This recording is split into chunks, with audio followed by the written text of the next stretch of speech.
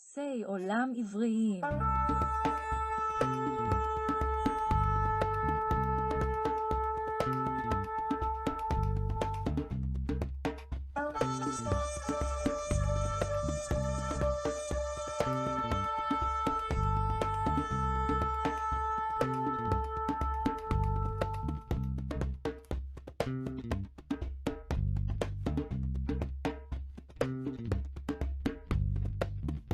Temas del mundo hebreo.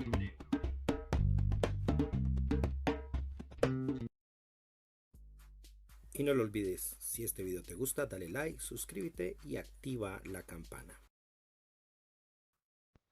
En el amplio mundo del estudio de la Torá, el dilema de quién o quiénes la escribieron se soluciona de dos maneras contradictorias y básicas. Primero, la de aquellos que creen en ella, esto es, los que admiten una autoría divina, y en segunda instancia, la de aquellos que la niegan y que afirman que dicha autoría en realidad se puede explicar en su origen, motivo y época por vías que pueden considerarse más naturalistas e históricas. ¿Quién escribió entonces la Torá?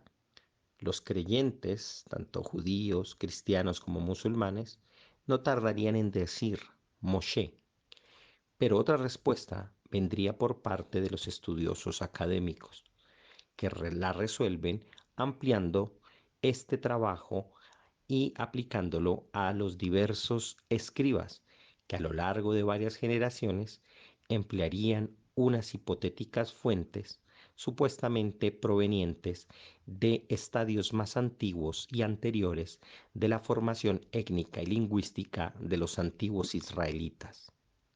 ¿Qué argumentos, qué metodología y en qué se basaron estos académicos para desafiar una idea tradicional arraigada durante milenios? Esto lo veremos en este episodio de Temas del Mundo Hebreo, al hablar aquí de la hipótesis documentaria. Y no lo olvides, si este video te gusta, dale like, suscríbete y activa la campana. Bienvenidos una vez más a Temas del Mundo Hebreo. Hoy vamos con un tema bien interesante y es el de la hipótesis documentaria. Bueno, puedo decir que interesante para mí, tal vez para algunas personas no lo sea tanto, sobre todo porque se van a encontrar que es algo árido, algo académico y un poco distinto a lo que he hecho aquí. Sobre todo porque muchas de las personas que ven este canal, de los 400 de seguidores que voy poco a poco consiguiendo, muchos les gustan los temas en cuanto a la temática hebraica que tienen que ver con los apócrifos, con el Sefer Yetzirah, con la Kabbalah, y en fin, con este tipo de cosas. Y muy poco tratan este tema que tiene que ver más con el orden literario, con el orden conceptual, con las ideas históricas de la formación textual de la Torah. Y bueno, pues precisamente ese es el que voy a tratar al hablar de la hipótesis documentaria. Una hipótesis que con la cual yo tengo mucho gusto y cercanía, a pesar de que no es que crea precisamente en ella, pero lo recuerdo muy bien porque fue uno de los primeros temas que yo comencé a considerar a la hora de entender este tema de la concepción hebraica de la historia, de los textos, de los documentos como tal. Y eso porque desde joven, que me gustaba leer mucho, trabajaba con muchos documentos y uno de los primeros textos que yo compré por mí mismo fue sobre la hipótesis documentaria. Precisamente me llamó la atención el tema y quería averiguar un poco más. Adquirí un libro y resulta que este libro contenía mucho material. Era de un apologista cristiano que algunos creo que han de conocer, que se llama Jacques McDowell, y él en la evidencia que exige un veredicto 2 contiene información al respecto de la hipótesis documentaria y me llamó mucho la atención y seguí indagando más, seguí buscando más cosas hasta el punto tal de que comencé a redactar e informarme, y parte de lo que está aquí en buena medida es de un documento que yo he estado elaborando para tratar un poco más el tema desde una postura más tradicional del judaísmo, porque me parece a mí que la respuesta tradicional que el judaísmo da es lo suficientemente coherente y lógica como para tener que emplear este tipo de hipótesis que son llamativas, son interesantes, pero que en realidad se alejan mucho de las posibilidades y comienzan a fraguar precisamente en este caso una hipótesis. No olvidemos que la palabra hipótesis aquí es algo que tiene un valor, no quiere decir, no tiene el valor de la teoría, por supuesto, pero se acerca a partir de lo que se puede rastrear con las evidencias que tenemos, y por lo tanto no es algo que se descarte de un momento a otro, de buenas a primera, sino que podemos observar atentamente y rastrear a partir de las fuentes aquello que nos están diciendo. Es una hipótesis que propiamente no tiene que ver con el mundo hebreo, en tanto que no se originó digamos en población judía o en académicos judíos, sino que parte de muchos académicos europeos, especialmente alemanes, que comienzan a indagar sobre el origen de la Torá y quieren darle una lectura crítica, literaria y también de carácter histórico y podemos decirlo naturalista al documento de la Torá. Pues bueno, vamos a ver. Lo que voy a hacer aquí es por supuesto presentar una diapositiva y comentaré algo a partir de ella, ya sea que la persona quiera ver este video. Va a ser bastante largo, eso sí, advierto. Tal vez se puedan un poco aburrir, ya que el tema es bastante árido frente a los otros temas que he dado aquí en el canal, pero lo pueden ver por partes detenidamente y estudiado, y también lo pueden ver escuchando mi voz, oyendo lo que voy a decir y también leyendo la información que he puesto en cada una de las diapositivas. Ahora bien, ¿qué es la hipótesis documentaria? La hipótesis documentaria es una teoría que se aplica en el campo de la crítica textual y la investigación histórica, especialmente en relación con el Tanaj y otros textos antiguos. Propone que los libros compuestos de manera similar, pero como los diferentes libros del Tanaj, se derivan de una fuente común más antigua conocida como documento o fuente original. Este primer párrafo es importante entenderlo, puesto que en realidad, si bien es cierto que el concepto de hipótesis documentaria o la HD suele asociarse especialmente al análisis del Tanaj o del Antiguo Testamento, como lo suelen conocer los cristianos, en realidad se puede aplicar a cualquier tipo de texto. Esa metodología, ese modo de entender y rastrear las fuentes de origen de un texto. En el fondo también, pues en ese sentido, la hipótesis documentaria es una visión crítica de examen, de análisis de los textos para saber cuál es el origen y fuente de la cual vinieron. Lo que pasa es que, digamos que de todas estas análisis, la hipótesis documentaria tiene una visión más complicada, más elaborada, podríamos decir mejor, en cuanto al análisis que se le ha hecho al Tanaj, especialmente a la Torá. También se ha intentado hacer algo similar con los textos de Platón y con la Ilíada y la Odisea de Homero. También dice aquí esta diapositiva: la hipótesis documentaria es especialmente relevante en el estudio del Tanaj, donde se sugiere que varios libros como el Génesis, el Éxodo y el Deuteronomio tienen sus raíces en documentos más antiguos que fueron compilados y editados por diferentes autores o grupos de autores a lo largo del tiempo. En últimas, lo que nos está diciendo la hipótesis documentaria, grosso modo, es que la Torá se redactó a partir de fuentes anteriores que venían o se desarrollaron en diferentes momentos y que al final, o por lo menos antes de la redacción final que ya conocemos nosotros, pues se editó por una casta sacerdotal que identificó los puntos claves y unió todo el relato en una sola narración.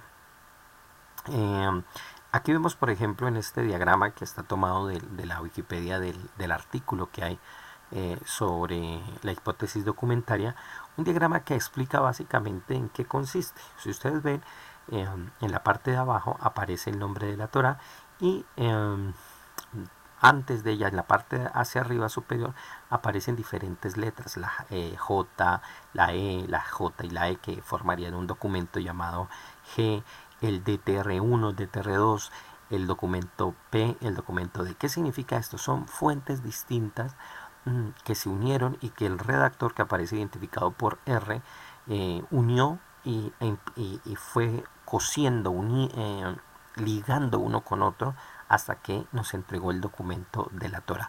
Por supuesto, esta visión va totalmente, es diametralmente opuesta al concepto tradicional, donde se afirma que la Torá, por supuesto, fue dictada por Dios a Moshe y que él sería el escriba del dictado divino. Entonces es otra respuesta al origen textual de la Torá, una respuesta que busca ser más naturalista, que busca ser más histórica y que busca comprender, por supuesto, desde una versión racional, alejada del imaginario tradicional, que se supondría, por supuesto, de acuerdo a esta hipótesis, algo erróneo y una visión maravillada posterior que los autores o los redactores, más exactamente, de estos documentos tenían que hacer para poder darle una justificación histórica, conceptual, moral, religiosa al documento.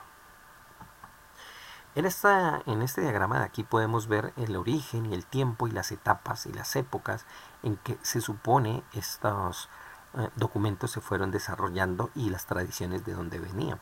Es decir, que encontraríamos básicamente 4 grandes tradiciones: la del norte, la del sur, las del norte que vendrían siendo las de la casa de Efraín, las del sur las de Judá, las tradiciones sacerdotales que vendrían de la mano de los levitas y el documento de Deuteronomio, que particularmente suelen considerar muchos que sería el único documento que en gran parte nacería en bloque, en conjunto como tal, y luego estas se van uniendo hasta terminar arriba en el diagrama en lo que se llamaría el JEPD. Y obviamente vemos aquí los diferentes periodos históricos en los que estos documentos y estas tradiciones orales se desarrollarían.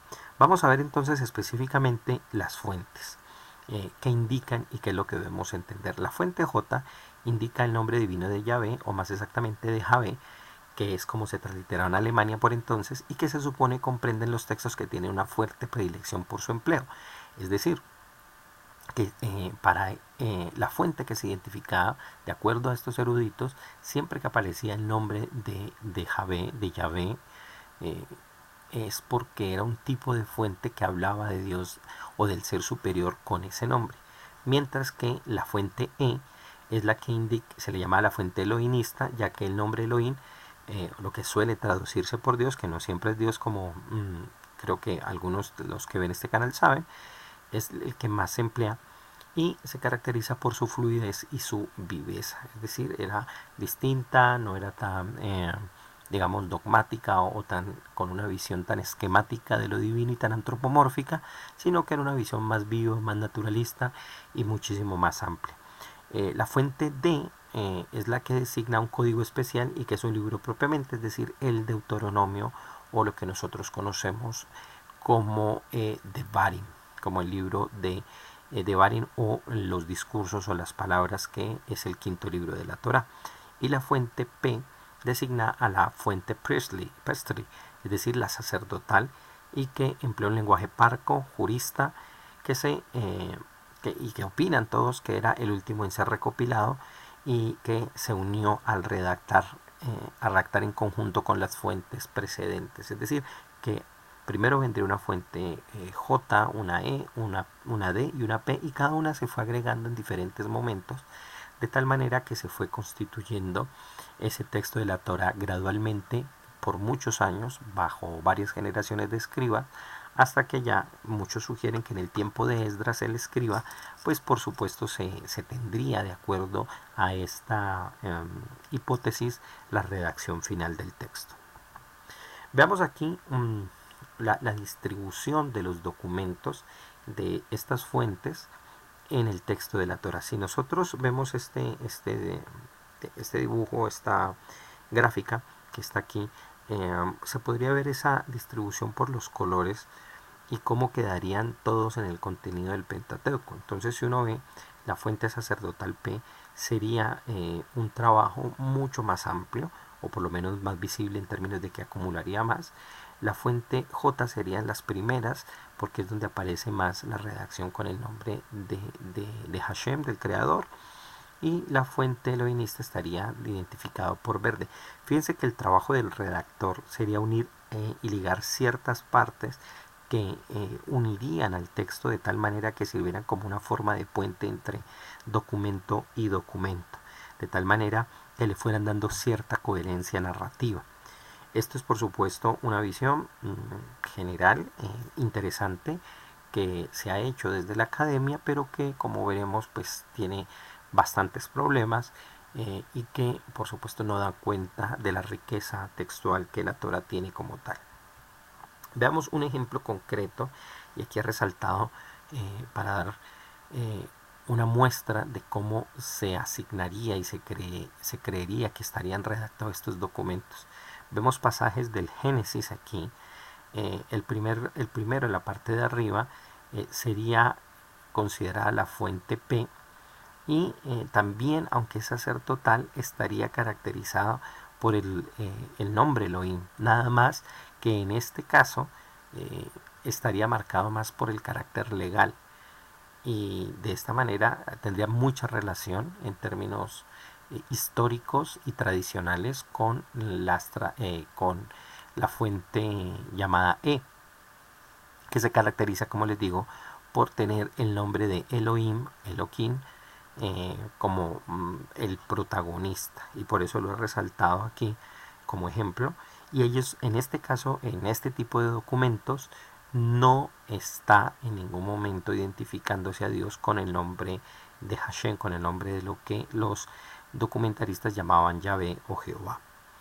Y por último, o bueno, en la siguiente fase de esta diapositiva vemos que junto a un texto dice Hamekor, la fuente J del libro de Bereshit, estaría el nombre de Hashem acompañado con el nombre Elohim, pero que en realidad este sería el nombre de 4 letras, el tetragramatón, el Yud Kei Bak Kei, sería el protagonista de este tipo de documentos, y que por lo tanto sería otra fuente y también sería parte de otro proceso de redacción.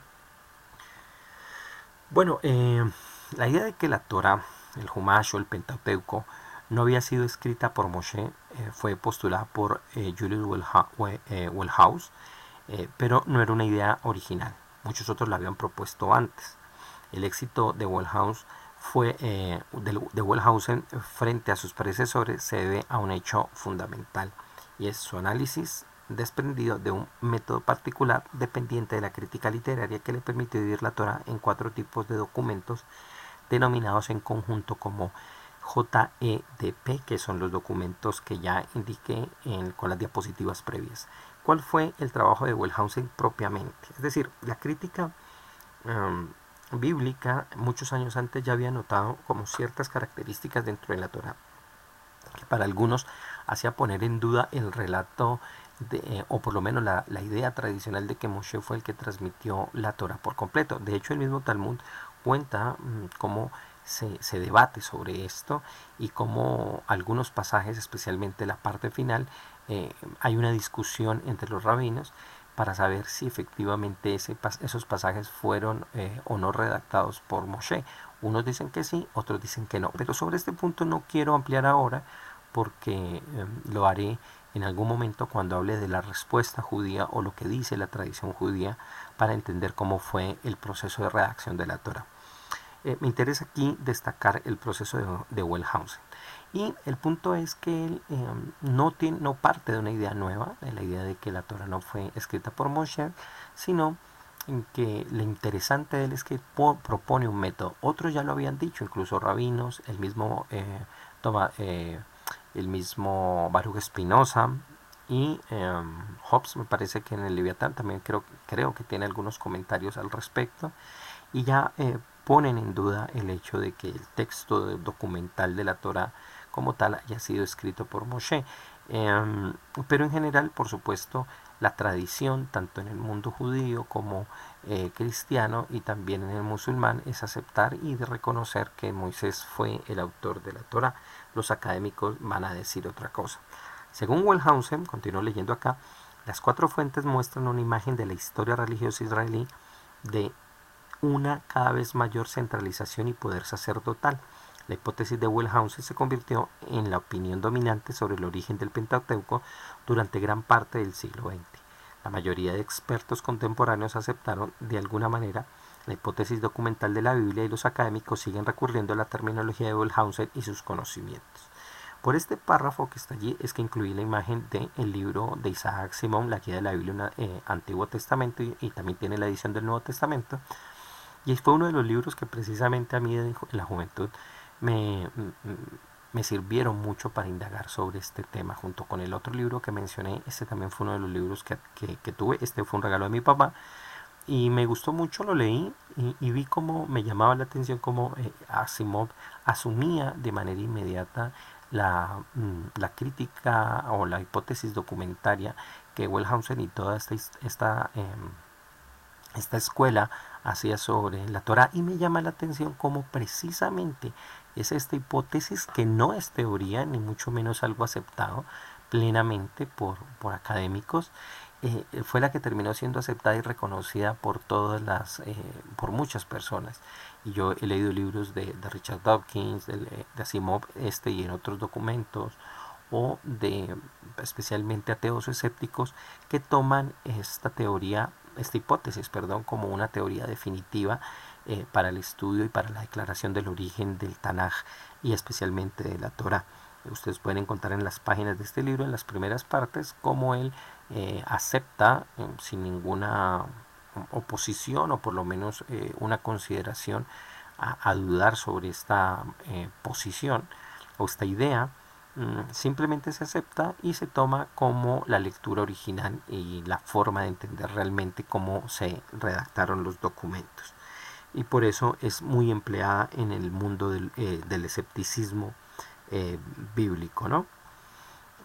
Los documentaristas y luego todos aquellos que han aceptado las tesis centrales de Wellhausen y su hipótesis documentaria se caracterizan en términos intelectuales por considerar que la Torá es ante todo lo siguiente.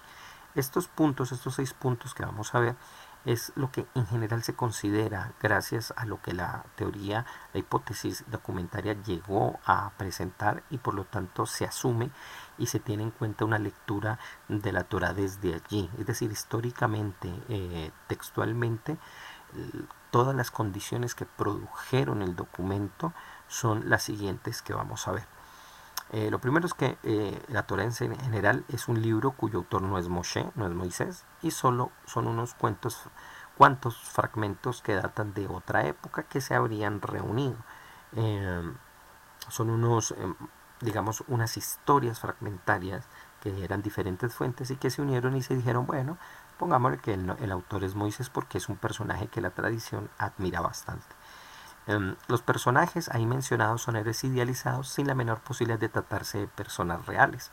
Esto es otro de los elementos que llevan a concluir los documentos de la hipótesis documentaria. Es decir, todo lo que está allí en la Torá no habla de personajes reales, son personajes idealizados de la cultura y simplemente están puestos allí para darlos como ejemplo de los valores que se supone deberían tener el israelita, el judío, el hebreo, que veía parte de su patrimonio histórico y tradicional allí. El tercer punto, o el número C, o la letra C que está aquí, no contiene parte de la historia del antiguo pueblo de Israel del Éxodo, sino que contiene el reflejo de un periodo posterior, la historia del reino dividido en el exilio.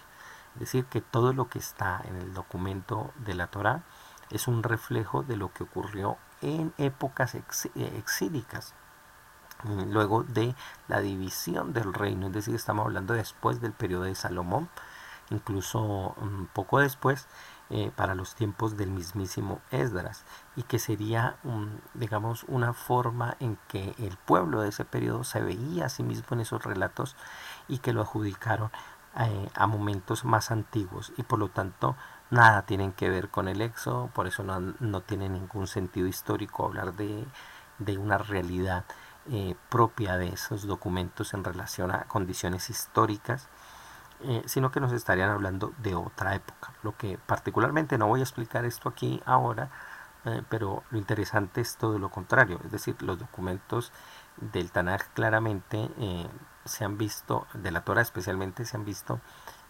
claramente reflejados y entendidos desde generaciones casi 1000 años antes, porque dan cuenta o se pueden entender con la literatura del periodo. Por eso, es más, desde ciertas escuelas se le hace una crítica totalmente distinta a la Torá, diciendo que calca o imita el lenguaje de documentos que ya existían en esta zona en el Medio Oriente y que corresponden, por supuesto, al periodo adjudicado por la tradición. Lo interesante es que desde este otro tema, que también de pronto puedo llegar a tratar aquí en el canal, se quiere seguir desvirtuando la Torá, pero ya por proximidad, por cercanía y por parecido con otras fuentes literarias más similares al periodo que se le asigna comúnmente a la Torá. El punto cuarto, el D, es que los personajes antiguos mencionados no eran monoteístas. El monoteísmo fue una inclusión de los sacerdotes posexílicos a sus antiguas leyendas.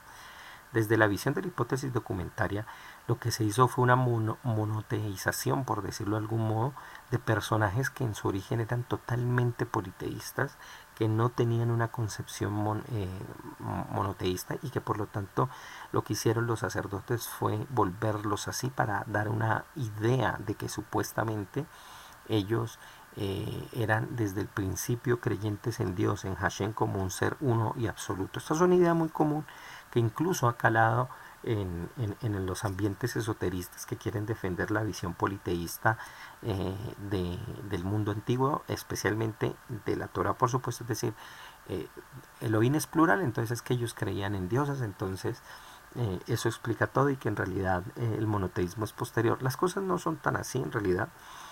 Hay muchas formas de explicar eso y de pronto hago un video al respecto. Pero bueno, esto es lo que creen o lo que se genera, la creencia que se genera o los desarrollos y las consecuencias y las deducciones que se dan a partir de la hipótesis documentaria. El quinto punto, el punto E, dice: pocas de sus leyes son de origen anterior al reino y la gran mayoría se originan en el periodo post-exílico. Es decir, ninguna de las leyes que aparecen en la Torá corresponden al periodo de Moisés, sino que fueron hechas o en los momentos en que el reino de Israel está establecido o posteriormente. De esta manera pues queda, según ellos, demostrado que no tendría un origen no solo en Moisés, sino además divino, y que esas leyes fueron dadas simplemente para mantener la cohesión del pueblo en el periodo del exilio. Y el punto número F, el punto número 6 del F, es que los antiguos israelitas nunca tuvieron un Mishkan tal y como se describe en el libro de Shemot.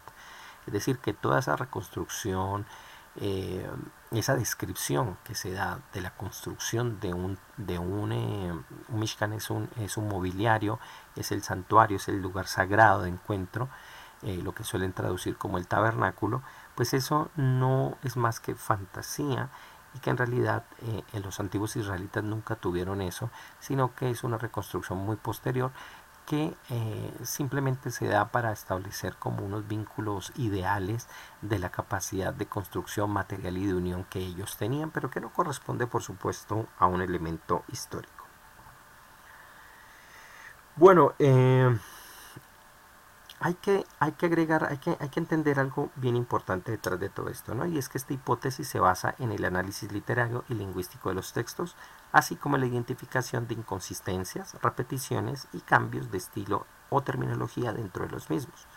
Los estudiosos que apoyan la hipótesis documentaria, como Julius Wellhausen, han propuesto divisiones y clasificaciones específicas de los textos bíblicos en diferentes fuentes documentas, como el J, el E, el D y el P sacerdotal. Para explicar un poco este párrafo, basta decir que muchos de los elementos de los cuales ya vamos a ver, para poder hablar de dar cuenta de esta hipótesis, pues lo que ellos comienzan a indagar es ver el texto y darse cuenta de ciertas formas de escritura que son incoherentes, que hay repeticiones, pasajes que se parecen, cambios de estilo de un momento a otro y que quedaron marcados allí y se supone serían pruebas de que precisamente son indicadores de documentos. Es muy similar a lo que se suele hacer en la actualidad cuando se revisa el nivel de plagio o el nivel de copia frente a otro documento y se encuentran trazas de documentos anteriores. Y ojo porque esto es bien interesante, ya que en la tradición judía no se está negando en ningún momento que Moshe mismo no partiera de documentos anteriores o de conocimiento y tradición que ellos ya tenían como pueblo, pero no por eso menos están minimizando el papel de Moisés como redactor original de la Torá en la visión tradicional. Por supuesto, desde la visión de la hipótesis documentaria esto es totalmente otra cosa y daría prueba de que es un trabajo de muchísimos redactores. Continúa acá con la diapositiva que dice: es importante destacar que la hipótesis documentaria es el objeto de debate y crítica por parte de otros académicos y teólogos. Algunos argumentan que la teoría subestima la capacidad de los autores antiguos para desarrollar y editar de manera coherente los textos y que las supuestas fuentes o documentos originales pueden ser en realidad una creación más tardía de los críticos. Sin embargo, la hipótesis documentaria ha sido influyente en los estudios bíblicos y ha proporcionado una base para la investigación y la comprensión de la formación de los textos antiguos. Es decir, es muy cierto lo que se dice aquí en este punto sobre la crítica, y es que estos autores de la hipótesis documentaria es como si creyeran un poco tontos a los autores del pasado, y está súper sabido, no solo por la Biblia en sí u otras pruebas históricas de cualquier otro periodo y de cualquier otro pueblo, y es que los antiguos eran todo menos tontos. Precisamente sabían muchísimas cosas, y si en algo se especializó desde la antigüedad el pueblo judío es en ser escriba.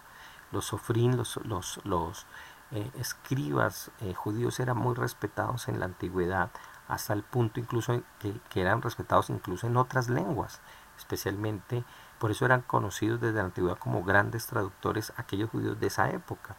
De igual manera hay que entender que es muy común que se creyera esto dentro de estos académicos, puesto que no conocían elementos de la cultura judía y hablaban a partir de ciertas ideas que tenían y de preconcepciones que se habían establecido y se habían arraigado muchísimo en la Europa cristiana de ese periodo.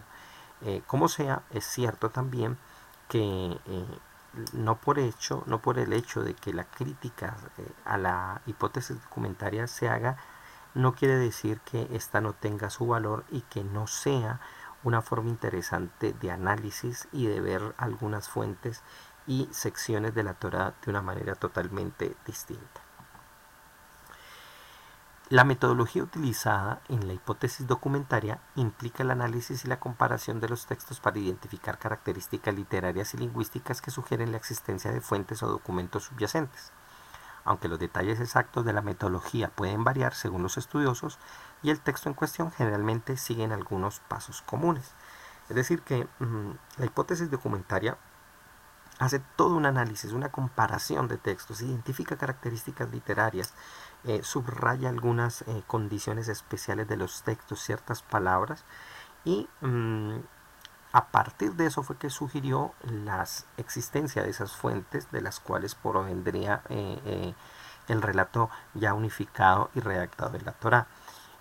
Esta metodología puede variar de acuerdo al autor. Yo tengo libros donde cambian muchísimo, las ideas pueden variar demasiado, pero hay una línea general que es un poco lo que ya vimos antes, es decir, las conclusiones a las que se llega. Y sea como sea, ellos se basan más o menos en 5 aspectos que vamos a ver cada uno en sus partes en el contenido. Está el análisis textual, la clasificación y segmentación, el análisis comparativo, la reconstrucción de los documentos originales y la datación y contextualización. Vamos a ver cada uno de estos puntos con los elementos que lo componen para de esa manera dar cuenta global de la metodología que la hipótesis documentaria tiene para el examen de los textos. En cuanto al análisis textual empleado en la hipótesis documentaria, implica examinar detalladamente los textos en cuestión con el objetivo de identificar características literarias y lingüísticas que indiquen la existencia de fuentes o documentos subyacentes. Aquí se describen algunos aspectos clave del análisis textual en la hipótesis documentaria. Es decir, se mira el texto, se identifica qué características tiene literariamente, cuál es su contenido, cuáles son sus condiciones lingüísticas, y por supuesto de ahí se comienza a seguir trabajando. ¿Qué se va a ver? ¿Qué se va a examinar? Por ejemplo, las repeticiones. Se buscan repeticiones de palabras, frases, pasajes o narrativas a lo largo de los textos. Estas repeticiones pueden sugerir que provienen de una misma fuente o documento original, lo cual es una cosa interesante, pero no deja de ser, digamos, un poco engañoso cuando se examinan cierto tipo de narrativas, que espero dar y ejemplificar en la respuesta a esta hipótesis documentaria que haré en otro video, porque este va a estar bastante larga. Las inconsistencias. Se buscan inconsistencias o contradicciones dentro de los textos. Allí se examina muy bien. Y estas pueden incluir diferencias en la narración, la secuencia de eventos, la presentación de personajes o las leyes y reglamentos mencionados. Las inconsistencias pueden sugerir que los textos provienen de fuentes o documentos diferentes que fueron compilados o editados posteriormente.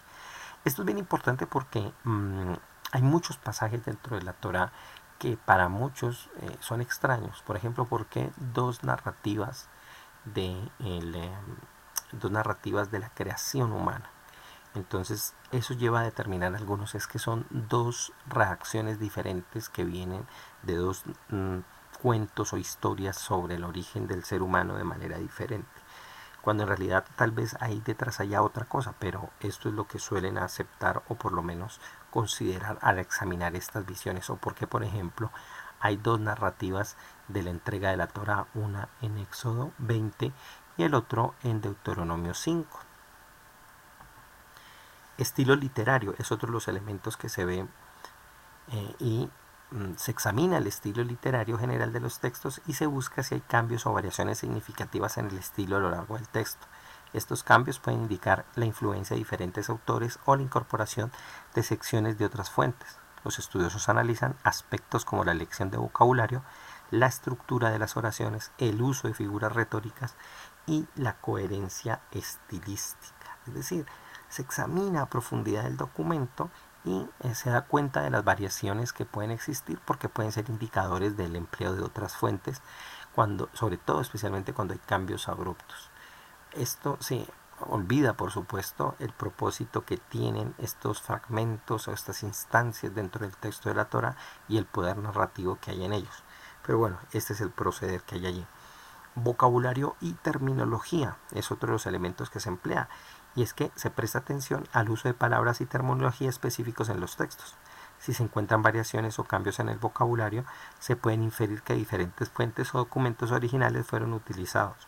Los estudiosos también comparan las diferencias de vocabulario con otras contemporáneas para determinar posibles influencias externas. Es decir, se examinan obras del mismo periodo y la misma época y se dan cuenta qué tan parecidos hay, para saber si están siendo influidos por literatura del presente y no la literatura o la forma del habla y de escritura que habría o se supondría que debería haber de acuerdo a la época que la tradición le asigna al documento. En cuanto a temas y enfoques teológicos, se analizan los temas y los enfoques teológicos presentes en los textos. Si se observan diferencias significativas en los temas tratados o en las perspectivas teológicas, pueden sugerir que los textos provienen de diferentes fuentes o contextos teológicos.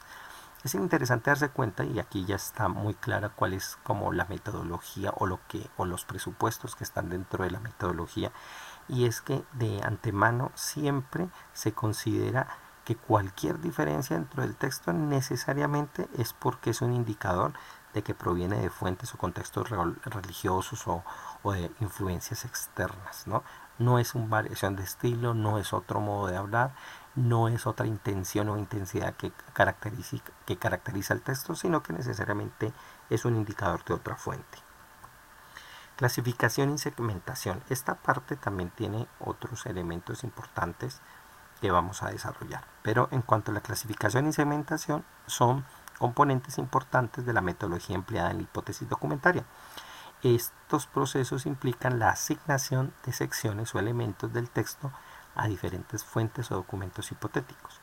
A continuación detallaremos cómo se halla a cabo la clasificación y segmentación en la hipótesis documentaria.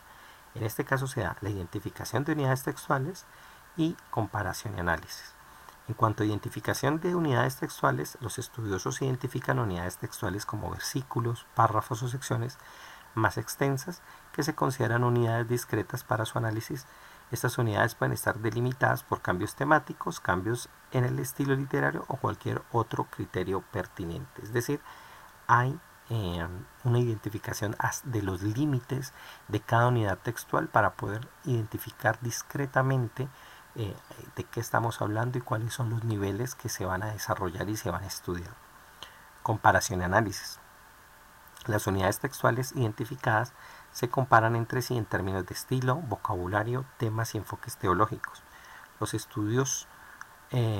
estudiosos buscan similitudes y diferencias significativas que puedan indicar la influencia de fuentes o documentos distintos.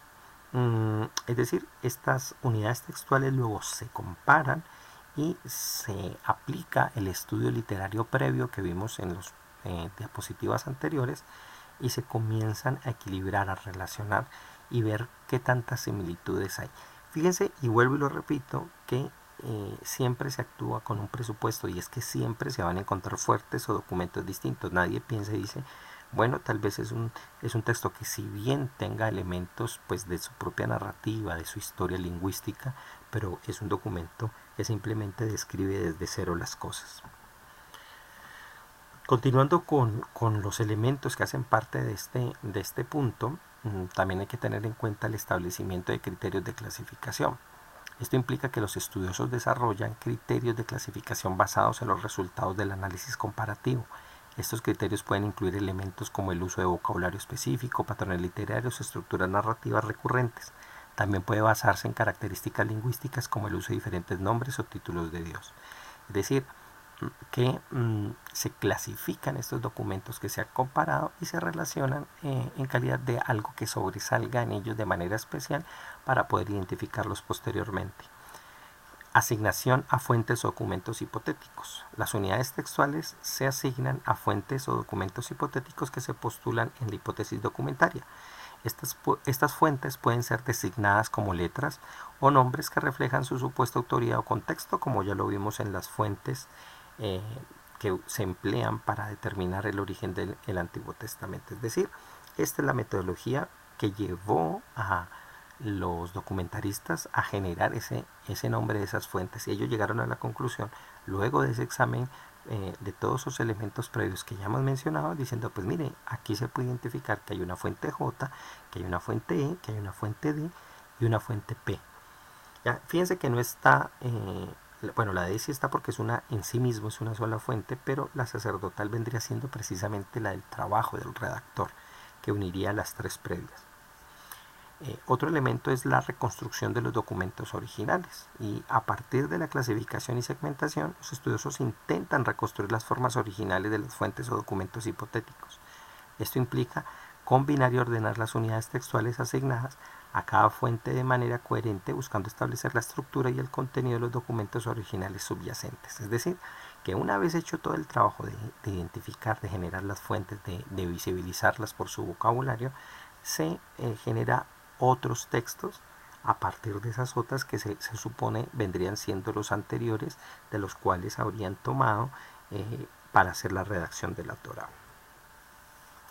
En cuanto al análisis comparativo, que es parte de esta metodología que emplea la hipótesis documentaria, implica comparar diferentes elementos de los textos para identificar similitudes y diferencias que puedan sugerir la existencia de fuentes o documentos distintos. Veamos cuáles son las partes de ese análisis comparativo. Estaría la selección de unidades comparativas, donde los estudiosos seleccionan unidades textuales que se consideran comparables entre sí. Estas unidades pueden ser versículos, pasajes, narrativas o cualquier otra sección del texto que compara características relevantes. Es decir, ya no solo se comparan palabras, sino que ya se hacen el análisis de pasajes completos entre sí. Identificación de similitudes. Se busca identificar similitudes en términos de estilo, vocabulario, estructura literaria, temas o enfoques teológicos. Estas similitudes pueden manifestarse en el uso de palabras clave, frases comunes, estructuras paralelas o patrones narrativos recurrentes. Es decir, se busca ver la estructura profunda que tiene el texto, que permitió la construcción del texto, para que de esa manera se pueda identificar las fuentes. Análisis de diferencias. Además de las similitudes, se examinan las diferencias significativas entre unidades textuales seleccionadas. Estas diferencias pueden incluir variaciones del vocabulario, cambios en el estilo literario, contradicciones temáticas o diferencias en los detalles narrativos. Fíjense que se puede parecer en algún momento a otras etapas previas de este análisis, pero en realidad lo que estamos viendo es que se va complejizando el análisis en la medida en que las estructuras o los elementos que componen la estructura se van reuniendo, se van formando más unos con los otros y van formándose estratos más formados, mejor relacionados. Otras de las cosas que se utilizan en este nivel es que hay patrones identificados, es decir, a medida que se lleva a cabo el análisis comparativo en múltiples unidades textuales, los estudiosos buscan patrones recurrentes de similitudes y diferencias. Estos patrones pueden sugerir la existencia de fuentes o documentos subyacentes que influyeron en la composición de los textos. También se considera la evaluación de la consistencia. Esto implica que se evalúa la consistencia de esos patrones que ya se encontraron, se identifican a lo largo del texto y en diferentes secciones. Si los patrones persisten y son coherentes, esto puede respaldar la hipótesis de la existencia de fuentes o documentos distintos. Por el contrario, si los patrones son inconsistentes o se superponen, pueden indicar una mayor complejidad en la composición del texto. Fíjense que esto es muy llamativo que se emplee esta metodología, porque cuando uno lo aplica a cualquier texto, pues en algún momento encontrará mayor o menor complejidad, y pues actuando de esa manera uno puede llegar a ser tremendamente quisquilloso y destruir, por supuesto, la composición textual. Comparación con otros textos y contextos. Los estudiosos también pueden realizar comparaciones con otros textos contemporáneos o relacionados para determinar posibles influencias o relaciones literarias. Esto implica analizar si las similitudes y diferencias encontradas en el análisis comparativo son exclusivas del texto o en cuestión o si se encuentran en otros textos de la misma época o región. Miren que aquí ya no solo se compara párrafos, ya no solo se compara palabras, ahora se compara elementos de un documento con otro documento totalmente distinto de la misma época, que nos permita, por supuesto, identificar muchísimo mejor si esos patrones son más grandes, se pueden ver replicados en otra instancia, en otro momento, y de esa manera pues podemos identificarlos mejor. En cuanto a la asignación a fuentes o documentos hipotéticos, que sería ya el caso más fuerte y más centrado que buscaría la hipótesis documentaria, dentro de esta metodología, pues implica asignar secciones o elementos del texto a fuentes o documentos que se postulan como fuentes originales subyacentes. Veamos cuáles son los elementos que se necesitan para entender eso. Estarían los criterios de asignación, donde los estudiosos desarrollan criterios basados en el análisis textual y comparativo para determinar qué secciones o elementos del texto deben asignarse a fuentes o documentos específicos. Estos criterios pueden incluir el uso de vocabulario específico, patrones literarios, estructuras narrativas o características teológicas distintivas. En cuanto a las fuentes o documentos hipotéticos, en el contexto de la hipótesis documentaria se postulan fuentes o documentos hipotéticos que se consideran que son las fuentes originales de los textos asignados.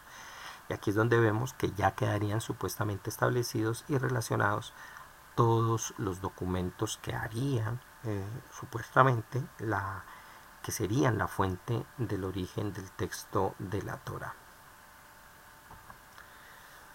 Otro de los elementos es la evaluación de similitudes y diferencias. Ya no solamente se sacan, se reconocen, sino que se evalúan. Fíjense que es bien distinto cada uno de estos apartados. Uno diría, bueno, pero se está como repitiendo. No es que se repita la metodología, es que avanza sobre lo que ya ha encontrado y comienza a volver a examinar cada una de esas cosas en diferentes niveles. Aquí ya vamos en un nivel de evaluación de esas similitudes y diferencias. En este punto, los estudiosos comparan las características de las secciones o elementos del texto con los criterios establecidos y los patrones identificados en el análisis comparativo. Es decir, ya esas similitudes y todas esas características se van a comparar con otros elementos que ya se han identificado. ¿Qué se hace? Buscar similitudes y diferencias que puedan indicar la influencia de fuentes o documentos distintos. Aquellas secciones que se ajustan a los criterios establecidos se asignan a una fuente, un documento hipotético específico. Fíjense que aquí es muy llamativa la metodología, pero también es muy engañosa, porque siempre es con el fin de indicar la influencia de fuentes o documentos distintos. Es decir, si hay esa similitud es porque debe indicar una fuente, pero si no hay esa fuente y no se encuentra, ¿por qué deberíamos creer que esa similitud se deba a eso? Pero bueno, flexibilidad y revisión. La asignación a fuentes o documentos hipotéticos puede ser un proceso iterativo y sujeto a revisión. Los estudiosos pueden ajustar las asignaciones iniciales en función de nuevos hallazgos, perspectivas teóricas o debates académicos en curso. Además, pueden existir diferentes propuestas de asignación por parte de diferentes estudiosos, lo que refleja la naturaleza especulativa de las fuentes o documentos hipotéticos. Aquí es donde llegamos, por supuesto, a las partes más difíciles de sustentar de la hipótesis documentaria, porque esa flexibilidad y revisión, pues, en últimas hace que se rompa con las ideas originales. Y si ustedes comparan lo que dice la teoría de Wellhausen con lo que hay en la actualidad, es una ruptura muy graciosa, aunque hay una base, por supuesto, y se sigue aceptando y creyendo ciertos aspectos básicos, pues se ha llegado incluso a hacer unas definiciones y unas divisiones tan absurdas de los textos que, madre mía, eso es un caos completo. Y por supuesto la reconstrucción de los documentos originales, que se supone sería el trabajo final o al que se llegaría pues como culmen de todo esto. A medida que se asignan secciones o elementos o fuentes de documentos hipotéticos, los estudiosos intentan reconstruir las formas originales de estos documentos. Esto implica combinar y ordenar las secciones asignadas a cada fuente o documento de manera coherente, buscando establecer la estructura y el contenido del documento originales subyacentes, que sería por supuesto ya el periodo o el momento final de todo este trabajo. En cuanto ya a la reconstrucción de los documentos originales, que es parte por supuesto de la metodología, implica combinar y ordenar las secciones o elementos asignados a fuentes o documentos hipotéticos con el objetivo de establecer la estructura y el contenido de los documentos originales subyacentes. Es decir, en las etapas previas ya se reconstruyó ya los elementos básicos de los documentos. Aquí lo que hay que hacer es el ordenamiento y la identificación de en dónde va cada sección. Entonces hay que hacer un análisis de las asignaciones. Ahí los estudiosos examinan las asignaciones realizadas a las diferentes fuentes o documentos hipotéticos y consideran cómo estas secciones o elementos encajan entre sí.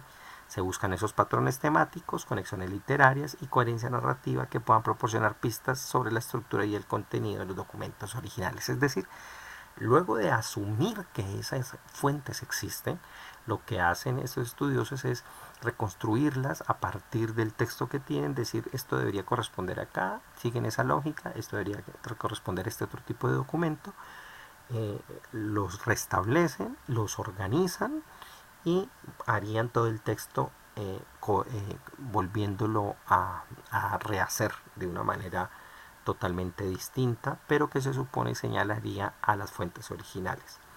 Eso llevaría al siguiente punto, que es el ordenamiento de las secciones, donde basándose en las asignaciones y en el análisis comparativo, los estudios determinan el orden en que las secciones asignadas a cada fuente o documento deben ser colocadas. Esto implica establecer la secuencia lógica de las secciones teniendo en cuenta las conexiones narrativas y temáticas. Y por último, la reconstrucción de la estructura, lo que implica que los estudiosos intentan determinar la estructura general de los documentos originales.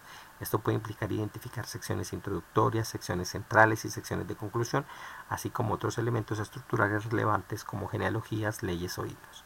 En últimas, lo que hacen es tomar el documento de la Torá, deducir que está compuesto de fuentes, separar estas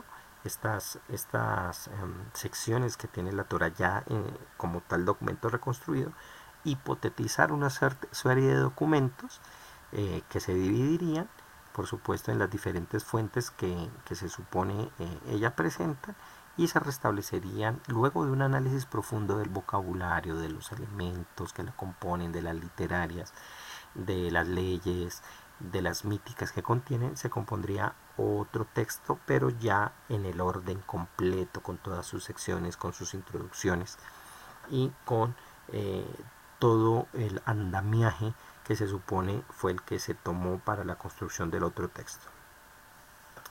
También está dentro de este momento, de este proceso, la integración de variantes y duplicados. En algunos casos los estudiosos pueden encontrar secciones que se repiten o varían en los textos. En la reconstrucción de los documentos originales se toman decisiones sobre cómo tratar estas variantes o duplicados. Algunos consideran que pueden reflejar diferentes versiones de una misma tradición, mientras que otros pueden argumentar que indican la existencia de documentos separados, es decir, documentos que se pueden dividir aún más porque estaríamos hablando de otra tradición con respecto a esa misma historia. Estaría también la evaluación de la consistencia interna y externa, y allí durante la reconstrucción los estudiosos evalúan la consistencia interna de los documentos originales, es decir, si las secciones asignadas encajan de manera coherente y lógica. También se considera la consistencia externa al comparar las reconstrucciones con otros textos o evidencias históricas y arqueológicas para determinar si las reconstrucciones son plausibles y coherentes con el contexto más amplio. En este punto, por supuesto, ya se examina con más detenimiento, pero en términos macros, donde ya se examina el texto en sí mismo, pero también en relación a otros documentos en su estructura ya totalmente organizada. Esta etapa incluiría también, por último, el debate y la revisión, que implicaría la reconstrucción de los documentos originales como sujeta a debate y revisión constante en el ámbito académico.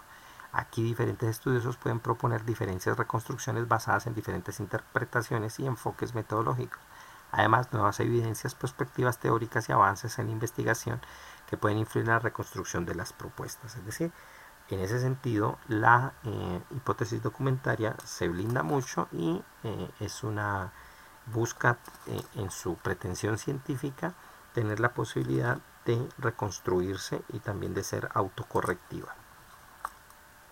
Ahora bien, en cuanto al estado de la cuestión sobre la hipótesis documentaria, hay que tener algo bien en cuenta que es bien interesante. Por un lado, que es bastante complejo y está sometida a un debate académico fuertísimo.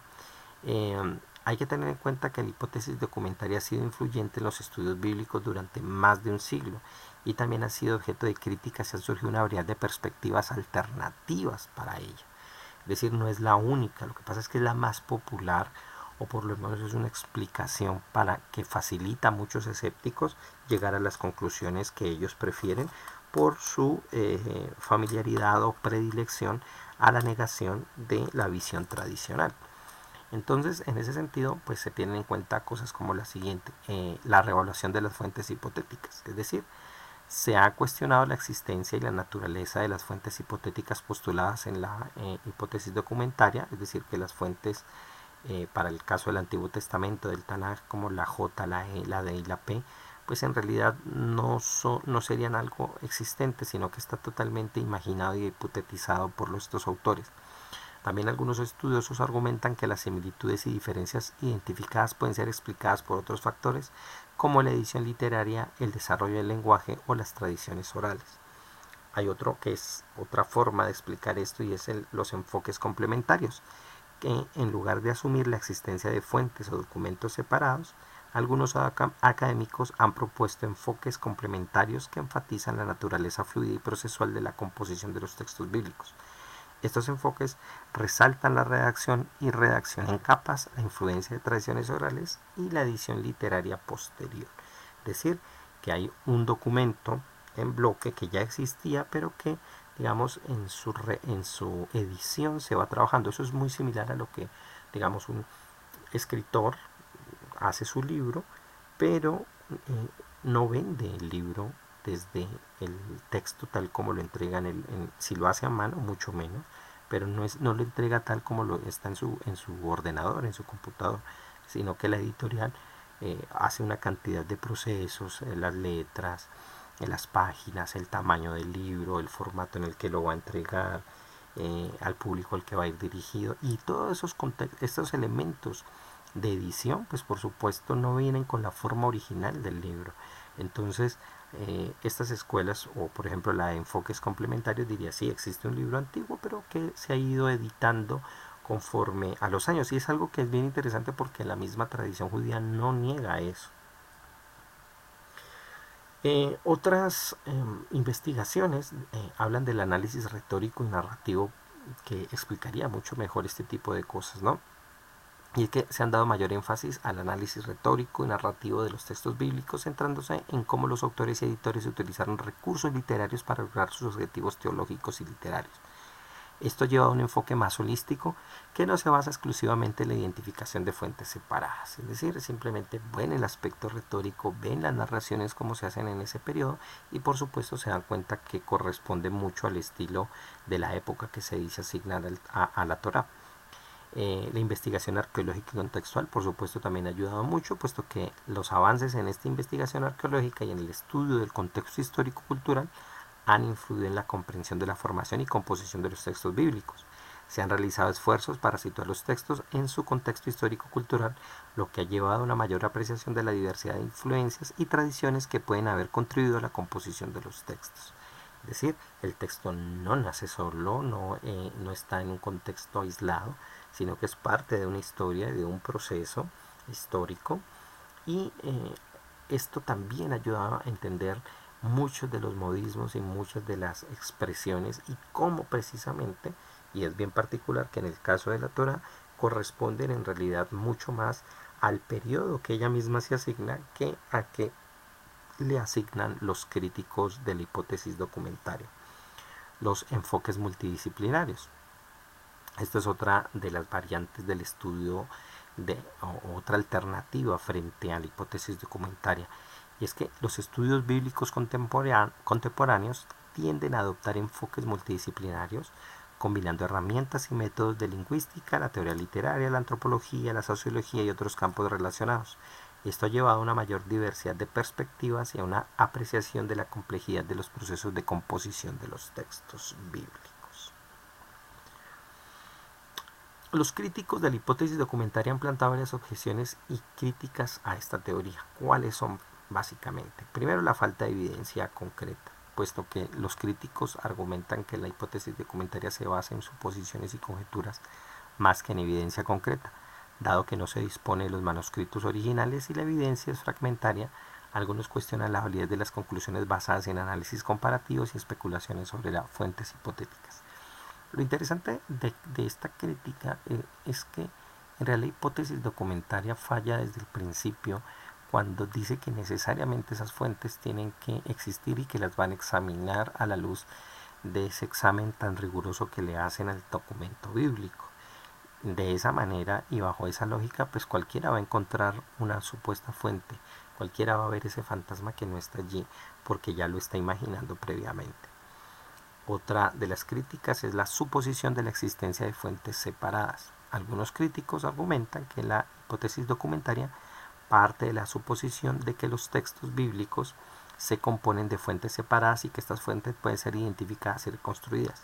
Cuestionan la validez de esta suposición y sugieren que las similitudes y diferencias identificadas pueden deberse a otros factores como la evolución del lenguaje o la edición literaria.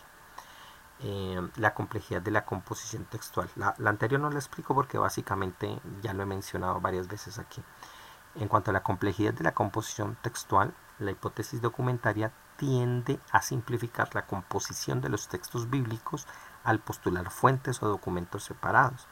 Sin embargo, los críticos argumentan que la formación de los textos es mucho más compleja y que involucra una variedad de procesos como la redacción en capa, la incorporación de tradiciones orales y la edición literaria posterior. Es que es bien particular porque además que la hipótesis documentaria tiene un grave problema y es asumir que los escribas del pasado generaron todo esto. Tiene de hecho de fondo una visión muy complotista que entre otras cosas, no olvidemos, está hecho en Alemania del siglo XIX esta teoría y es una época pues como no muy favorable a toda la cultura judía. El punto es que ellos ven como que bueno, un tipo de escribas en el pasado dijo bueno, vamos a unir al pueblo y entonces fraguemos unos textos basados en estos documentos anteriores que ellos no conocen, que no tienen ningún vínculo histórico con este tipo de historias y simplemente digamos los que lo escribió Moisés. O sea, generalmente es llamativo porque este tipo de cosas había sido fácilmente, se podría haber descubierto fácilmente y denunciado, sobre todo porque el pueblo de Israel desde la antigüedad se destacó por ser uno de los un pueblo cuyas todas las capas, sus estratos sociales estaban completamente, eran ilustrados, eran alfabetizados y conocía muy bien su tradición desde antiguo. Entonces, es un tipo de cosas como esta se hubiera fraguado, de una fragua de esta se hubiera dado cuenta rápidamente y se hubiera denunciado pronto. De hecho, eso es lo que ha hecho muchas veces el judaísmo al declarar falsos muchos documentos que se han pretendido pasar no solo como judíos, sino como textos canónicos, que eso es lo que pasa con algunos de los libros apócrifos o los llamados pseudoepigráficos, que fácilmente se detectan como que, bueno, pueden ser parte de las historias y de las tradiciones orales que ya se lograron escribir, pero que no logran el estatus de una escritura sagrada. Entonces, venir y decir que la Torá se gestó durante ese periodo y que de la noche a mañana salió para decir que el pueblo la admitió así sin ton ni son, de un momento a otro, es bastante difícil de sustentar. Otro de los problemas que hay es la dificultad para establecer criterios de asignación. Y es que la asignación de secciones o elementos a fuentes hipotéticas en la hipótesis documentaria puede ser subjetiva y basada en criterios interpretativos. Los críticos señalan que los criterios establecidos pueden ser ambiguos y que diferentes académicos pueden llegar a conclusiones diferentes basadas en la misma evidencia. Y eso es en efecto lo que pasa, y nada más vean dos libros de dos opuestos y distintos, o incluso hasta los que son más parecidos de una escuela de la hipótesis documentaria, y llegan a conclusiones bien distintas. Ignorancia de las tradiciones orales. Al enfocarse en la identificación de fuentes escritas, la hipótesis documentaria tiende a pasar por alto la importancia de las tradiciones orales en la formación de los textos bíblicos. Los críticos argumentan que las tradiciones orales desempeñaron un papel significativo en la transmisión y composición de los textos, y que la hipótesis documentaria no tiene en cuenta adecuadamente este aspecto, lo cual es totalmente cierto, puesto que en realidad la Torá es el producto de una tradición oral y no es algo que proponga una tradición posterior a ella. Es decir, para que la Torá, de hecho así lo cuenta el Talmud, se le diera al pueblo a través de Moisés, tuvo que haber toda una tradición de conocimiento representado en los patriarcas que permitieron que se gestara el documento. Y se habla muy claramente de esa identificación de quienes transmitieron esa idea. El Talmud no tiene ningún problema en decir que Moshe, antes de recibir la Torá, ya sabía la Torá. ¿Y a qué se refiere eso? A que fue transmitido el conocimiento básico que está compuesto dentro de ella. Ya se conocía por los antepasados del pueblo de Israel. Limitaciones en la aplicación de la hipótesis documentaria a textos antiguos. Algunos críticos señalan que la hipótesis documentaria se ha desarrollado principalmente en el contexto de los estudios del Antiguo Testamento y que su aplicabilidad a otros textos antiguos puede ser limitada.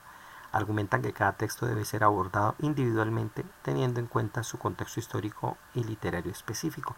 Esto es un punto interesante porque es cierto, cuando uno ve el trato que se le da a la Torá frente al examen riguroso que se le da, usted no lo va a ver en otras fuentes y otros libros y otros documentos. Por ejemplo, una vez que estaba estudiando documentos hindúes, unos Puranas y la Bhagavad Gita, me llamó la atención que ningún autor o erudito se dedica al estudio de la datación de estos documentos para saber exactamente en qué periodo se escribieron, y por eso muchos admiten simplemente por tradición oral la asignación de antigüedad.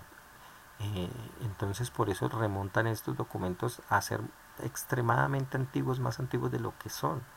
Y de hecho, cuando uno hace una revisión textual de diferentes escuelas de brahmanas sobre la transmisión de ciertos textos, las variaciones son bastante altas y no hay una crítica así de fuerte a estos documentos del hinduismo, ni tampoco a la transmisión textual del budismo, que también tiene bastantes variaciones y de acuerdo a cada escuela, por supuesto, cambia mucho. Y esto no es por un defecto en sí de estas tradiciones, sino por la época y cómo se podía transmitir y conservar cierta información.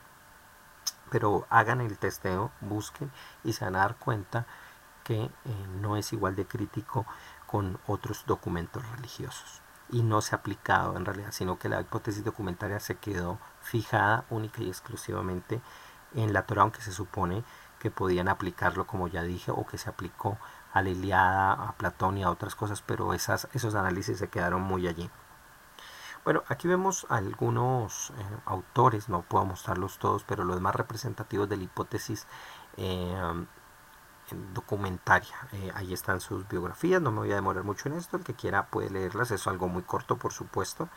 Sin embargo, pues obviamente pongo aquí a Julius Wellhausen, que fue el autor del libro Prólogo menos a la historia de Israel, y de otro documento llamado la llamada Fuente Básica del Pentateuco.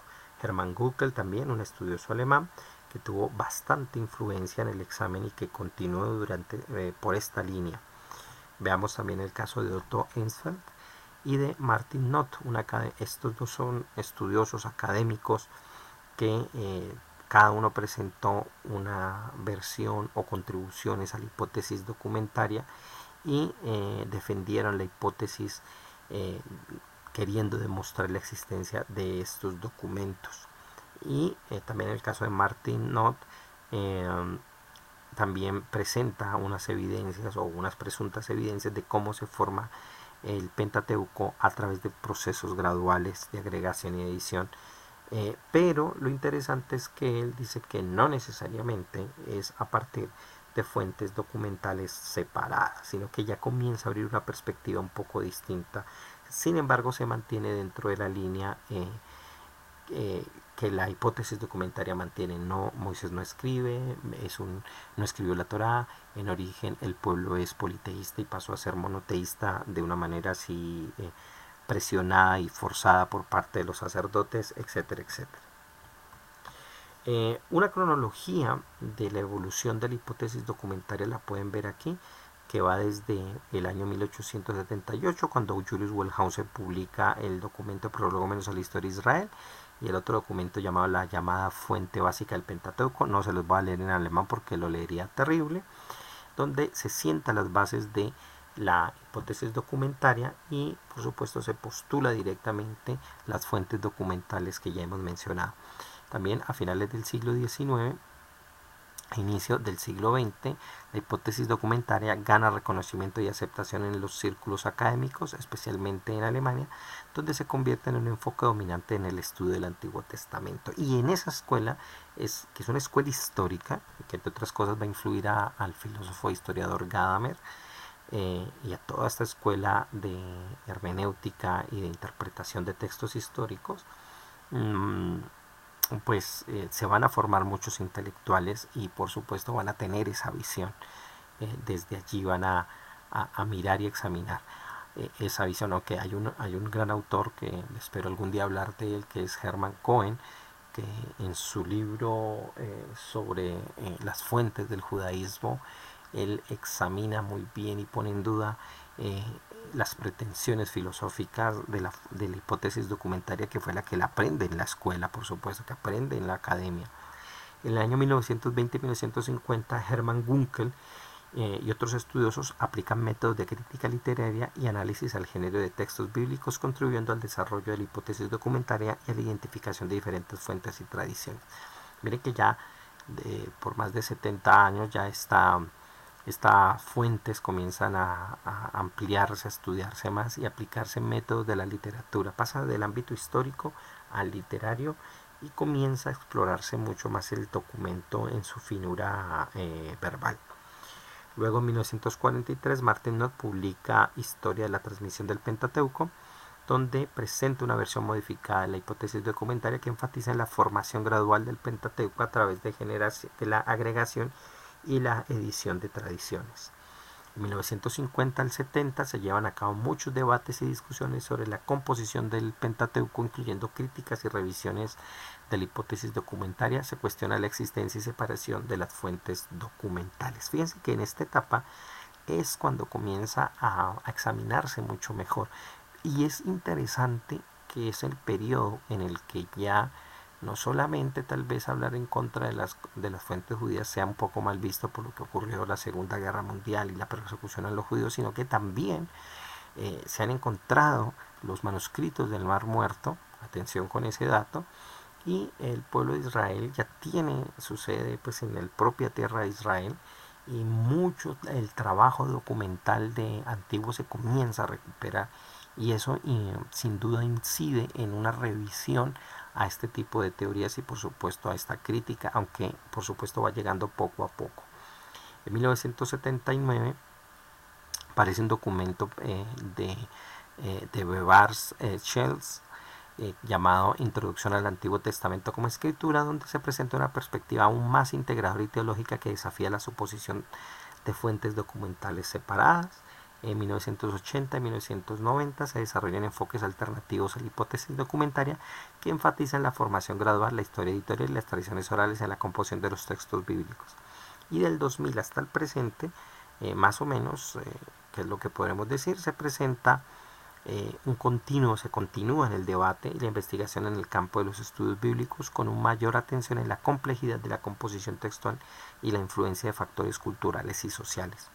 Diversas perspectivas y enfoques coexisten, incluyendo tanto defensores como críticos de la hipótesis documentaria. Es decir, hay gente que todavía se aferra a la hipótesis documentaria, la mantiene, pero sobre todo es un interés de carácter escéptico la que conviene que este tipo de cosas se den, porque aunque la historia tradicional puede ser coherente, puede permitir a la persona dar una visión más afín al espíritu del pueblo, a las condiciones históricas y culturales, en realidad la otra perspectiva de aislar el documento, de sesgarlo, de quitarle sus vías y sus relaciones culturales y lingüísticas, pues sigue favoreciendo el cierto discurso dogmático desde el hipercriticismo. Si ustedes quieren buscar autores que han sido contradictores de la hipótesis documentaria, pueden buscar a estas personas. Ahí les dejaré esta diapositiva. Les recomiendo muchísimo el libro, que creo que lo pueden conseguir en traducción libre en Google, y es el libro de Humberto Cassuto, que ya se los mostraré a continuación. Y él fue uno de los grandes primeros críticos de la hipótesis documentaria, y él, pues, como un erudito bíblico, un conocedor de las prácticas de los escribas, un conocedor de la tradición judía, siendo él por supuesto un judío que conoce muy bien cómo se compone el texto bíblico, pues hace una crítica bastante fuerte a la hipótesis documentaria.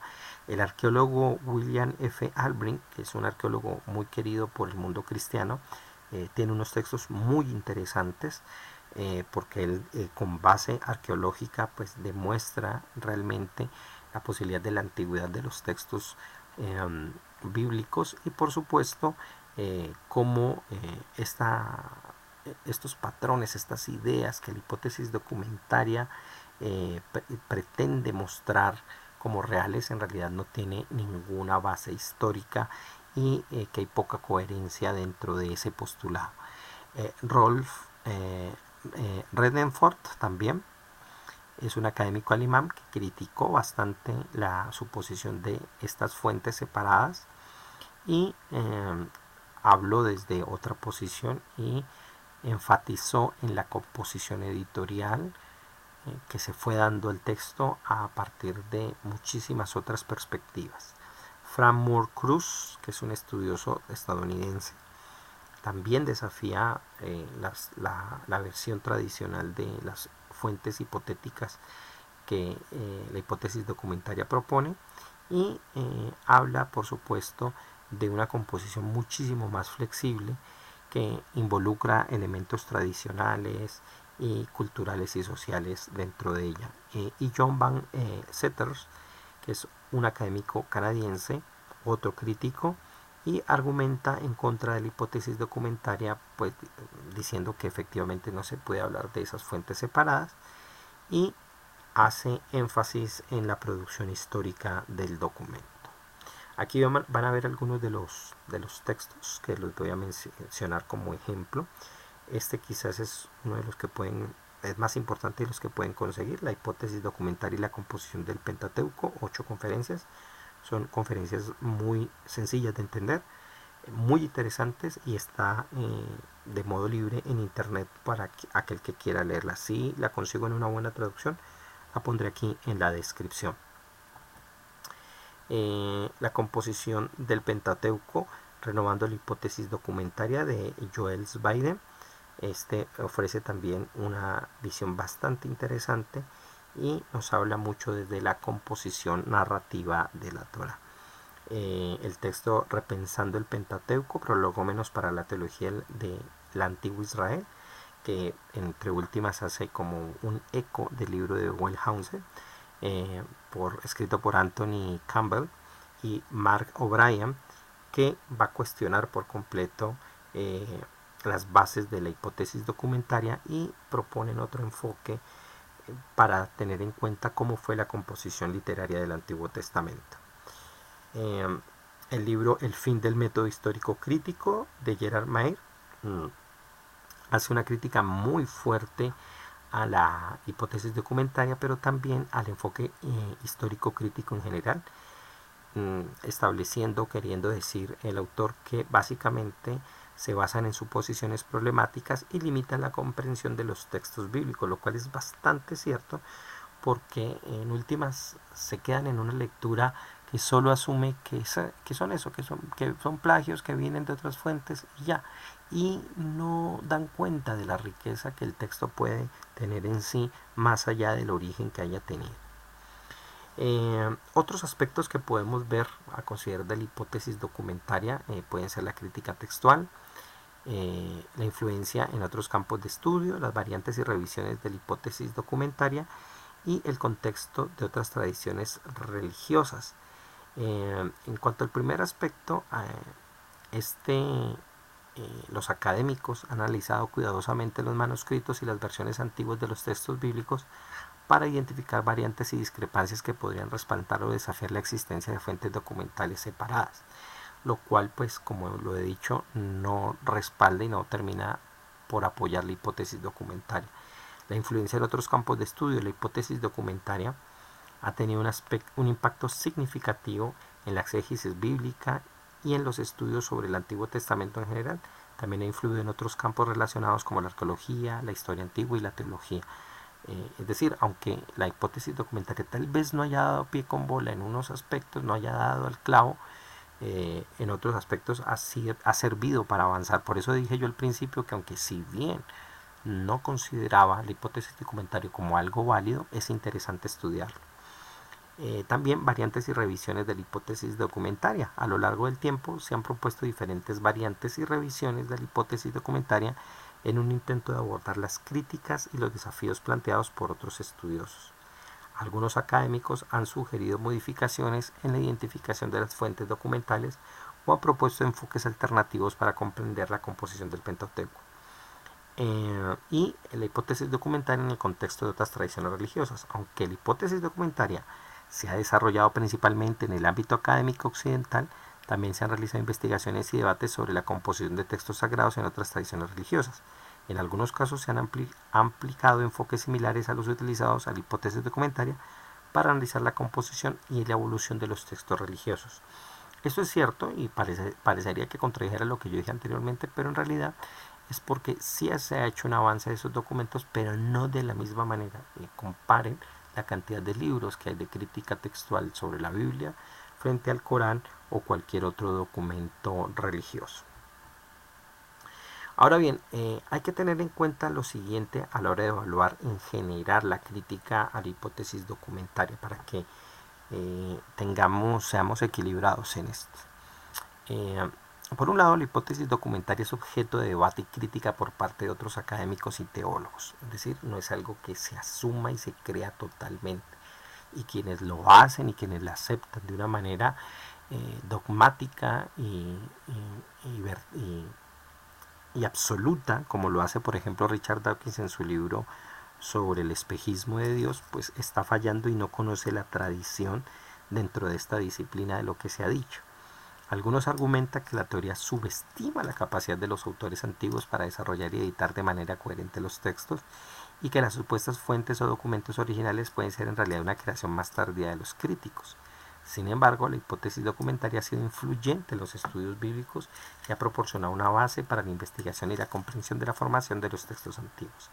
Es decir, por eso les digo equilibrio en el examen de la misma hipótesis documentaria. Si bien está errando o ha errado, Su trabajo ha sido bastante interesante y ha sido fructífero.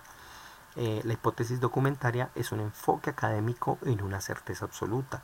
Los estudiosos pueden tener diferentes interpretaciones y conclusiones basadas en la evidencia disponible, y el debate y la revisión continúan en el campo de los estudios bíblicos y otras áreas de la investigación donde se aplica esta metodología.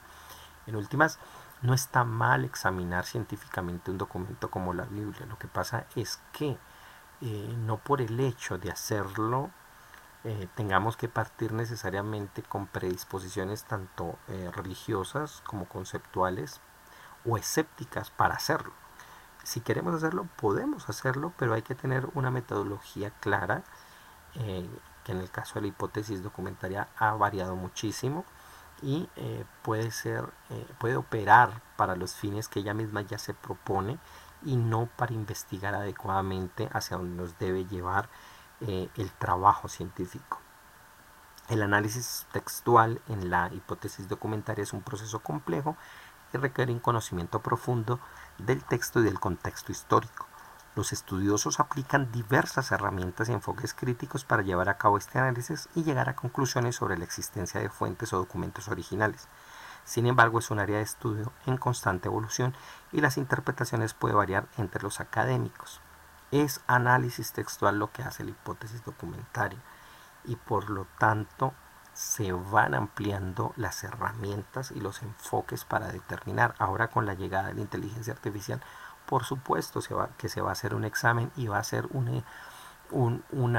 se va a hacer una serie de conclusiones totalmente diferentes o similares para determinar el origen, pero ya sea con inteligencia artificial o con los métodos previos, todo va a partir de los principios, de los axiomas con los que alimentemos a esta inteligencia artificial y a los siguientes estudiosos del tema bíblico. ¿Ya? Por eso es muy importante quienes se dedican al estudio de la historia y en las facultades de teología, que conozcan muy bien todas las posiciones y sepan de qué se trata para que el estudiante aprenda a buscar nuevos caminos de investigación. No que se enseñen dogmas, no que se diga ni la versión tradicional a rajatabla, y esto es así, ni tampoco la versión escéptica e hipercriticista, donde se niegue por completo cualquier relación con la tradición porque se considere que simplemente es una extensión de la creencia religiosa. Otro elemento que hay que tener en cuenta y es que la clasificación y segmentación en la hipótesis documentaria puede ser sujeta a debate y revisión, ya que diferentes académicos pueden llegar a conclusiones diferentes basadas en los mismos textos.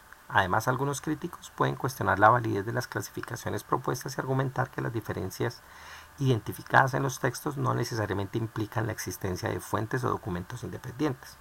Por lo tanto, la clasificación y segmentación son áreas de investigación en constante evolución en el campo de los estudios bíblicos y en otras áreas relacionadas. En últimas, es una forma de decir que a las conclusiones a las que llegó un estudioso de la hipótesis documentaria pueden variar y pueden transformarse porque básicamente su propuesta es autocorrectiva. A través del análisis comparativo, los estudiosos buscan identificar patrones coherentes y consistentes que sugieran la existencia de fuentes o documentos hipotéticos subyacentes.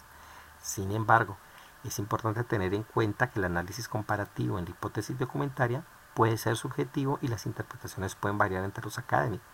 Además, algunos críticos pueden argumentar que las similitudes y diferencias identificadas pueden deberse a otros factores como la evolución del lenguaje o la edición literaria en lugar de la existencia de fuentes independientes. Esto en últimas es para darse cuenta que el análisis comparativo, si bien encuentra patrones, encuentra equivalencias, pueden tener muchas razones de por qué se da, por qué se presentan. Lo importante, más allá de si es a partir de unas fuentes o si es por una cuestión estilística, una cuestión de redacción, lo importante es entender cómo el texto se produce, pero incluso más allá de eso es para qué se produce así y cuál es la riqueza que el texto tiene, que va más allá de su mero origen. Otro de los elementos que hay que tener en cuenta al evaluar la hipótesis documentaria, y es que es importante tener en cuenta que la asignación a fuentes o documentos hipotéticos en la hipótesis documentaria es un proceso interpretativo y especulativo. No existe un consenso definitivo sobre la identidad y la naturaleza de las fuentes o documentos originales. Además, algunos críticos pueden cuestionar la validez de las asignaciones propuestas y argumentar que las similitudes y diferencias identificadas pueden ser el resultado de otros factores como la edición literaria, el desarrollo del lenguaje. Por lo tanto, la asignación a fuentes o documentos hipotéticos es un tema de debate continuo en el campo de los estudios bíblicos. Sin embargo, allí está postulado para que la gente debata a propósito. Y la reconstrucción de los documentos originales en la hipótesis documentaria es un proceso especulativo y sujeto a interpretación, dado que no se dispone de los manuscritos originales y la evidencia es fragmentaria. Las reconstrucciones son conjeturas basadas en el análisis de textos existentes. Y este es un punto importante que parece similar al anterior, pero en realidad este es muy clave porque lo que debe suponer un historiador o alguien que trabaja desde la hipótesis documental es que en realidad ya tiene un documento frente a sí que es la Torá. Más bien debe preguntarse esa Torá, los contextos, las palabras, las expresiones, hacia dónde se relacionan tanto en el pasado como en el futuro y ver qué potencial tiene eso. El origen mismo del texto y el que haya o no fuentes es muy difícil de determinar, no solo por el hecho de que las fuentes no se encuentran, sino sobre todo porque aunque se encuentren dichas fuentes o textos que aparentemente sean esas fuentes, en realidad no sabemos qué relación puedan tener unos con otros de una manera plena, sino que habría que hacer unos estudios, pues por supuesto muy extensos para hacerlo, como en efecto ha pasado cuando vemos toda la literatura que existía, por ejemplo las tablas de Ugarit, código de Hammurabi y documentos del Mediterráneo, de esta zona de Canaán, que tienen elementos literarios similares. Pueden tenerlos, pero el problema es por qué y para qué se dicen y en qué contextos se han establecido estas literarias, ¿no? También hay que tener en cuenta que, en resumen, el estado de la cuestión sobre la hipótesis documentaria en la actualidad refleja un debate en constante evolución y la aparición de enfoques alternativos, como lo vimos en el caso de esa línea temporal de los momentos de la hipótesis documentaria. Aunque la hipótesis documentaria ha sido influyente, no es la única perspectiva en los estudios bíblicos y se han propuesto enfoques complementarios y críticas fundamentadas. La investigación continúa, los nuevos descubrimientos y debates académicos seguirán moldeando nuestra comprensión de la formación y composición de los textos. Es importante destacar que las críticas no invalidan completamente a la hipótesis documentaria, pero resaltan la necesidad de un enfoque crítico cauteloso en su aplicación.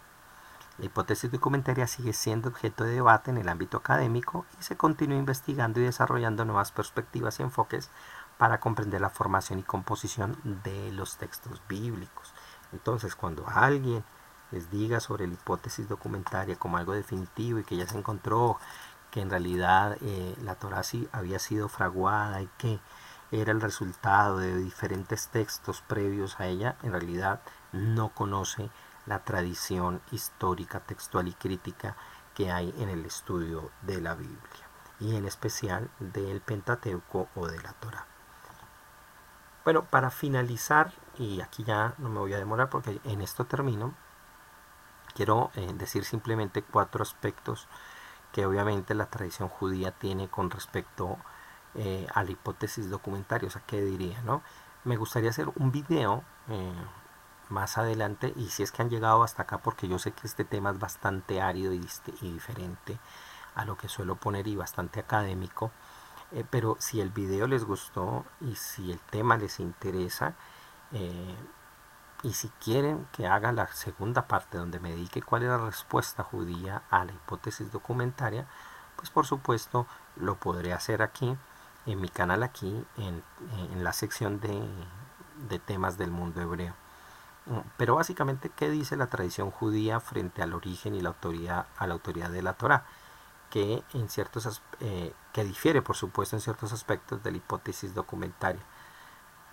Primero, pues según la tradición judía, la Torá fue escrita por Moisés bajo la guía profética divina. Eso ya está claro, creo que es importante decirlo. Lo que no implica, atención, que él sea en sí mismo el autor. Él es sofer, él es el escriba del texto. Ahora, ¿qué implica que sea Dios o no? Es otra cosa, y que es Dios es otro asunto, que no entra el debate aquí en este momento, pero eso es lo que, por supuesto, yo creo que todos sabemos que la tradición judía dice. Ahora bien, la creencia tradicional es que Moisés recibió la Torá directamente de Dios en el monte Sinaí, incluyendo tanto los relatos narrativos como los preceptos legales. Esta visión atribuye la unidad y la autoridad del Pentateuco a Moisés como profeta y líder del pueblo de Israel. Es decir, este segundo aspecto es que hay una unidad dentro de la Torá en un principio, tanto en los aspectos legales como narrativos, y que hacen parte del genio literario de Moisés. La tradición judía no reconoce las fuentes documentales postuladas por la hipótesis documentarias, como las fuentes JETP, recordémoslo, la jehovista, la elohimista, la del Deuteronomio y la de la sacerdotal, que estaría identificado por la letra P en alemán. En cambio, sostiene que cualquier aparente discrepancia o variación en el estilo o contenido del texto se debe a diferentes propósitos y enfoques dentro de la revelación divina y no a la composición de múltiples fuentes humanas. Esto es importante porque en realidad la Torá y la tradición, y cuando digo Torá me refiero a todo el contenido tanto oral como escrito, da cuenta de cuál fue el proceso de composición de la escritura y de los otros textos. Y la tradición lo cuenta, nada más que tal vez para el mundo moderno este tipo de explicaciones no sean suficientes, porque pues no corresponden a las condiciones académicas que actualmente se demandarían, pero eso es lo que cuenta la tradición y por supuesto en términos lógicos responde a lo que es la producción de un texto. Y 4 es que esta perspectiva tradicional no niega la existencia de tradiciones orales y posteriores ediciones y comentarios de los textos bíblicos. Sin embargo, la unidad y la autoridad de Moisés son aspectos fundamentales en la tradición judía en relación con el origen del Pentateuco o del Humash. Esto es importante porque, vuelvo y lo repito, no es el hecho de Moisés la escribe, sí, pero la edición, hay trabajos de edición posterior. La misma tradición oral que está y en el Talmud se reconoce que Esdras jugó un papel fundamental en editar el texto para hacer las secciones de lectura que hasta el día de hoy se leen por Parashot para poder leer la Torah anualmente, ya que en la antigüedad en Eretz Israel existía otro tipo de lectura que se hacía trianual. Cada 3 años se hacía una lectura despacio de pasajes de la Torah, los Sidrot, los órdenes pequeños. Y se reconoce que hay una edición, se reconoce que en algún momento se separan las palabras, aunque la Torah original va sin vocales y sin separación de palabras, pero se reconoce por la Masorá una tradición completa de cómo debe editarse el texto y se sabe que hay etapas de esa edición. La gran diferencia y lo interesante de la tradición judía es que tiene y ha recogido cada una de esas etapas juiciosamente de quién y a qué época pertenecía. Por supuesto es difícil datarlo porque muchas veces no corresponde al calendario actual, pero allí está y es una explicación lógica y bastante plausible del origen y por supuesto el trabajo que hay con la Torah. Además, una cosa bien importante, la hipótesis documentaria trabaja con un texto seco, trabaja con un texto que va matando poco a poco y que no tiene una relación viva con el entorno ni con el pensamiento tanto de las diferentes épocas, tanto en la época que se produjo como en los periodos en los que la Torah pues fue siendo parte de la vida cotidiana, de la vida, de la expresión del pueblo judío y del amor que todos le tenemos por ser como la fuente de la guía divina para nosotros. Y por eso he puesto esta imagen donde un joven, un padre y un hijo sustentan una Torah, la llevan consigo y expresan su cariño por ella. Pero bueno, esto lo dejaré para otra ocasión, la respuesta o lo que diría la tradición judía sobre la composición de la Torah, que respondería por supuesto a lo que pretende explicar la hipótesis documentaria. Bueno, no quiero alargarme más, ya creo que el video es lo suficientemente largo. Espero que les guste y que me sigan aquí en Pablo y sus mundos, y para que lleguen a esta sección y a otras que pueden diferir y son bastante distintas tal vez para el gusto de algunos, pero ahí están parte del canal y espero que las disfruten. Un saludo a todos, muchas gracias a los nuevos suscriptores que sé que han llegado, espero que hasta acá lleguen a oírme. porque esto está bastante largo, pero sé que es interesante, o por lo menos para mí lo es. Y esto es parte de Pablo y sus mundos.